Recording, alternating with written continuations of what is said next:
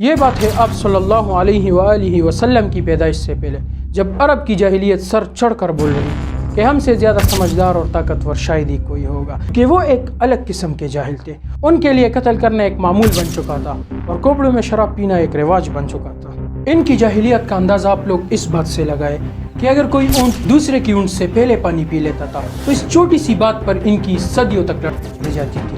اور تو اور اگر کوئی جانور دوسرے کے کھیت سے گھاس کھا لیتا تھا تو اس کے پیٹ سے گھاس نکالنے کے لیے اس کا پیٹ پاڑ دیا جاتا تھا۔ علاوہ مکہ میں لوگ کئی غیر رسومات بھی کرتے تھے، جیسے کہ بچیوں کو زندہ دفن کرنا۔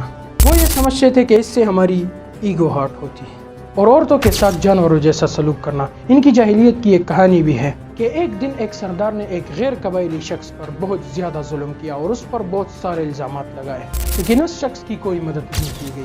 اب یہ واقعہ اس بات کا عکاس ہے کہ عرب کے لوگ اپنے دولت اور طاقت کے نشے میں اخلاقیات بھول چکے تھے۔ اب اگر ان جیسے جاہلوں میں لڑائی چھڑ جاتی تھی تو وہ لڑائی ایک مہینے کی نہیں، ایک سال کی نہیں، بلکہ سالوں تک چلتی تھی۔ جیسے کہ بسوس کا جنگ آپ صلی اللہ علیہ وآلہ وسلم کے پیدائش سے پہلے لڑی گئی اور وہ جنگ 40 سال تک لڑی گئی، بنو بکر اور بنو تعلیب کے درمیان۔ زمانے جاہلیت میں عورتوں کو کوئی حقوق حاصل نہیں تھے، عورتوں کو جانوروں کی طرح ٹریٹ کرتے تھے۔ یہ صحیح وقت تھا، دا ایج آف اگنورنس کا۔ اب یہ جاہل لوگ عبادت کس چیز کی کرتے تھے؟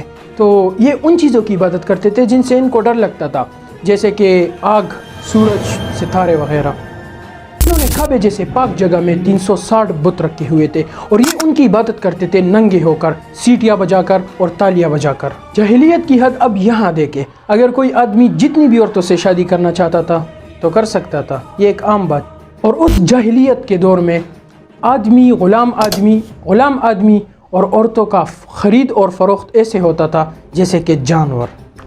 اور اس وقت میں کوئی مرکزی حکومت نہیں تھی۔ اگر کوئی فیصلہ کرتا تھا تو وہ قبیلوں کے سردار کرتے تھے، چاہے وہ ٹھیک ہو یا غلط۔ اب اس وقت میں عزت کی بات کیا ہوا کرتی تھی۔ اب اگر کسی شخص پر اور اس نے خودکشی کر لی تو یہ اس کے لیے عزت کا باعث بن جاتا تھا۔ اب ایسے دور میں جنگیں بالکل عام تھی اور چھوٹی چھوٹی بات پر وہ لڑنے لگ جاتے تھے۔ اب اگر اس جنگ میں کوئی بے گھر ہو جاتا تو اس کو کوئی پناہ دینے والا نہ ہوتا تھا۔ اب یہ تھی اس وقت کے عربوں کی جاہلیت، لیکن ان جیسے جاہلوں کو بھی ایک دن شعور آ گیا آپ صلی اللہ علیہ وآلہ وسلم کے پیدائش کے بعد۔